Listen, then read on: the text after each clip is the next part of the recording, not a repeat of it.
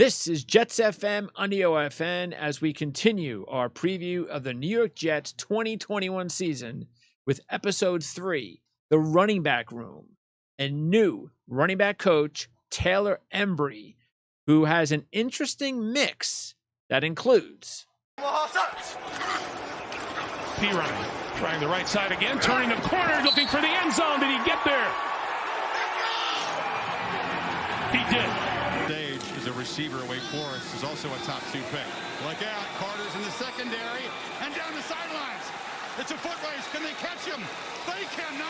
Different formation, but they've had a lot of success in attacking outside to the left. Johnson, that second little hesitation, springs him into the end zone, and the Jets retake the lead. Usual spot alongside Gruden on that sideline. Jets keep it on the ground. Adams breaking free. Down is right. You can feel the air just sucked out of this building. And now Coleman inside the 30, and he will take it the distance for a touchdown.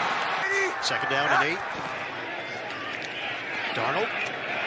Toss to the outside. Trayvon Westko, the rookie from West Virginia. LaMichael Pirine gets the call here first after being drafted in the 4th round of the 2020 NFL Draft. Unfortunately for Pirine, just when he was about to get the bulk of the carries late last season, he injured his ankle in a Week 11 game at the Chargers and was placed on IR, ending his rookie campaign with just 200 snaps and 64 carries. Keep in mind, Pirine was a productive rusher during his entire college career for a top SEC program. He's a low-to-the-ground, highly competitive player who consistently gains yards after contact and adds an extra dimension with his big hands and top receiving skills. For me, Pirine still has what it takes to be the number 1 rusher for the Jets in 2021. Now, number 2 on my list is 6-year veteran Tevin Coleman. A former 3rd-round pick from Atlanta in 2015, Coleman played his first 2 seasons under Mike LaFleur's mentor, Kyle Shanahan, and would produce 3 straight above-average seasons from 2016 to 2018, while averaging 981 yards from scrimmage and 30 receptions, while totaling 28 touchdowns during that 3-year span. But Coleman had his ups and downs in 2 seasons with the 49ers. An ankle injury in his first game set him back some, and eventually opened the door for Raheem Mostert to take most of the touches away from a crowded backfield. Coleman did save his best for the wild card win over Minnesota, gaining 105 yards and 2 touchdowns. Then the following week, Mostert broke out with a 220-yard and 4-touchdown effort in the NFC Championship win over Green Bay, and any semblance of a backfield competition for the following season was basically over that afternoon. When Coleman injured his knee at MetLife in a Week 2 contest with the Jets, he would never truly return to action in 2020, with just 10 more rush attempts the entire season. But Coleman told reporters in June that he's back to being 100%. Oh yeah, definitely. I'm back to 100%. I definitely had a lot of things going up from last year with my knee, my shoulder, and things like that. So, but yeah, I'm 100% and everything's going good. Tevin Coleman has a lot of wear left on those tires. 6 years in the NFL, he's averaged about 135 touches. He's also very good when you line him up in the slot, very good in pass protection, and maybe most of all, he understands the Kyle Shanahan system. He's been around it for most of his career, and that is going to be really important and why I think he is the perfect, inexpensive option to put in this room with a lot of young running backs to help guide these kids, knows the system, not only helps in the classroom, but obviously as a veteran on the field.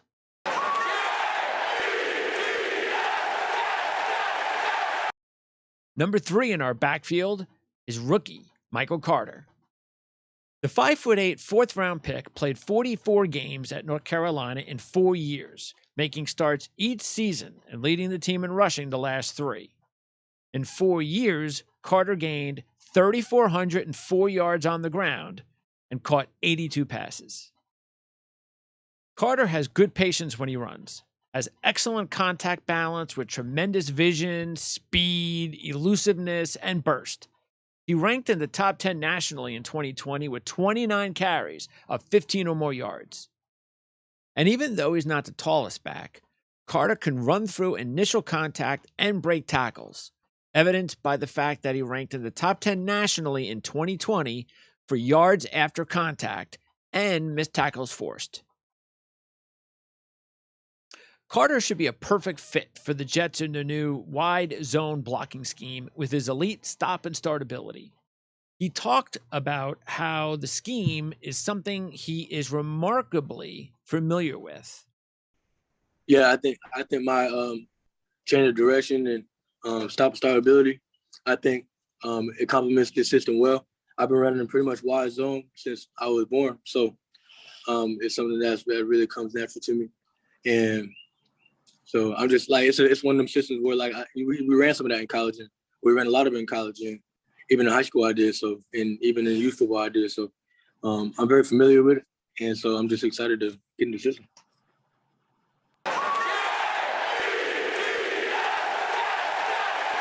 The fourth running back on our list is Ty Johnson. The Jets picked Johnson up early in 2020 after he was released from Detroit and ended up playing in 11 games with 174 snaps and 70 touches, including an excellent 4.7 average per rush on his limited carries. Johnson has a strong 4.5 average per rush on his 117 career carries. Johnson started 3 seasons at Maryland, and as a sophomore averaged 9.1 yards per carry, with only Stephon Diggs and ex-Jet Lamont Jordan totaling more yards in their careers for the Terrapins than Johnson. Johnson has yet to demonstrate his blazing speed on kick returns in the pros, but in college he exploded for kick return scores against Ohio State and Michigan.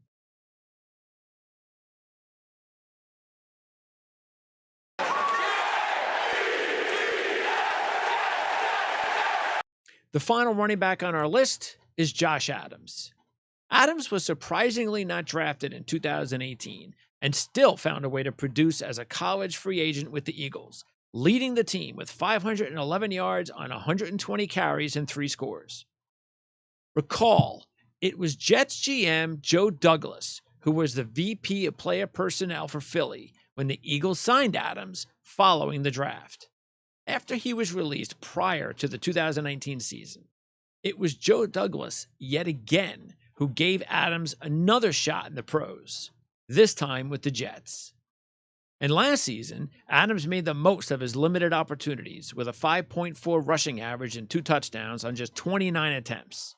Josh Adams was a productive 3-year starter for Notre Dame and led the Irish in rushing for 2 seasons, showing a between-the-tackles bruiser's mentality combined with excellent open field speed.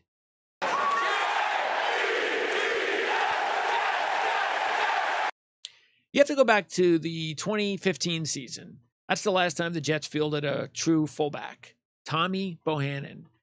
Then you're going to go back to the 2010 season. That's the last time the Jets fielded a productive fullback, Tony Richardson. Richardson did a great job blocking for the likes of Thomas Jones, LaDainian Tomlinson, and Sean Green. Now it's Trevon Wesko's turn. But Wesko is going to be a different type of fullback. It's the 2021 version of the hybrid fullback role. And Wesko might be a really good fit for that. That's what he was when he came out of college. Not going to be the power fullback old school type guy. But Wesko is multifaceted. He's going to bring a lot to the table at that position.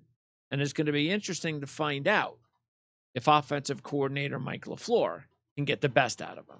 Knowing Wesko from the Senior Bowl, we played him a little bit at fullback, got to know him. He was really the same guy there as he is here in terms of his personality. He's a very confident dude. He loves being out there. And yes, he is our fullback right now. Is he going to do all the same stuff that Juice could do? Probably not. Is he going to do some stuff that Juice couldn't do? Absolutely. He's a bigger body. He's longer. He's going to be able to play a little bit more inline, so where we could use him in, kind of multiple ways where it's whether it be 21 or your typical 12 personnel formation. So he's embracing it. It's the fullback, kind of like our tight ends, which obviously West was a tight end. There's a lot of moving parts and you got to be able to process what's going on post snap and change direction, do all that kind of stuff. And it's going to be a challenge, but he's, again, a guy that's done a really good job at it. it'll be really cool when we put on the pads and kind of get into training camp and preseason with them. Trevon Wesko was a Big 12 first-team tight end for West Virginia, who, as our lad's draft guide profile put it that draft year, is a multi-alignment fullback tight end hybrid with good hands and run-after-catch ability. A third guard-type blocker who can block first but can catch and run with the ball like a buffalo in a china shop.